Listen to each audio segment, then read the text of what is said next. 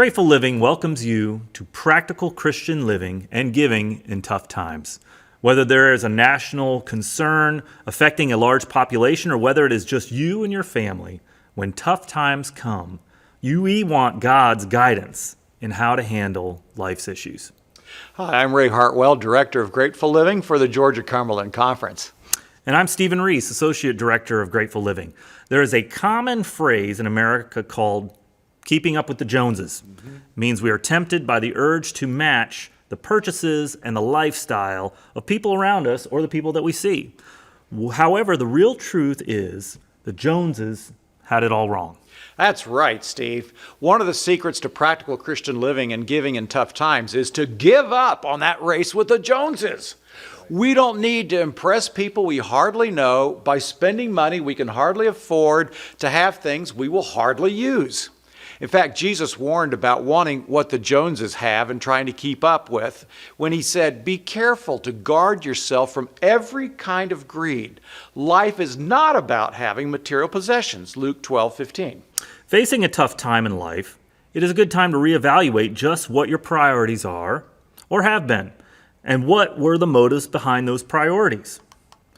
Proverbs 3, 9, and 10 says, "Remember God from the first. Honor the Lord with your possessions and with the first fruits of your increase. So your barns will be filled with plenty and your vats will overflow with new wine." One Christian author also reminds us that you are his agents, holding his property, and his claims should have your first consideration. That's in Counsels on Stewardship, page 323. Yeah. Now, Steve, the Joneses almost never remember to put God first. And they're deeply in debt, and they're fearful of losing their possessions.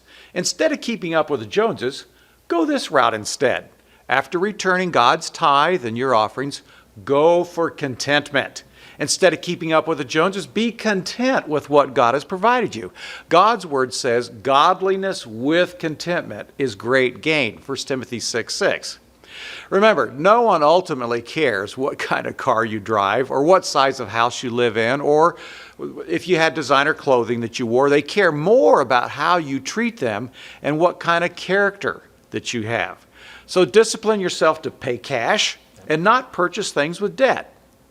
One Christian author says bluntly, avoid debt like you would smallpox. Think of it this way. Take care of your house first.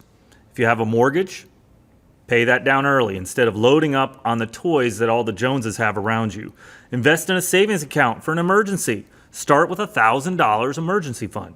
Then work to put 3 to 6 months savings away in that emergency fund. That's right. Right now, 40%, check this out, 40% of American households cannot pay cash for a repair of an unexpected expense of $400 or more because they have so much consumer debt, high interest credit card balances, car loans, and the list goes on. In fact, 78% of American households today live paycheck to paycheck. That includes the Joneses. Do we want to keep up with them? I don't think so. Yeah, Steve, it's like your mom may have said about some of your friends' choices when you were growing up. If everyone else was jumping off a cliff, that doesn't mean you have to. Let the Joneses go ahead. On the long run, you will win the race of life if you definitely take a different route from them and don't try to keep up with them. In fact, in Hebrews 13, 5, and 6, and I love this, let your conduct be without covetousness. Be content with such things as you have.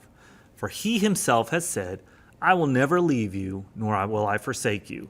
So we may boldly say, the Lord is my helper. I will not fear. What can man do to me? Grateful Living, along with each of the ministry departments of the Georgia-Cumberland Conference, are glad to serve you in your Christian growth.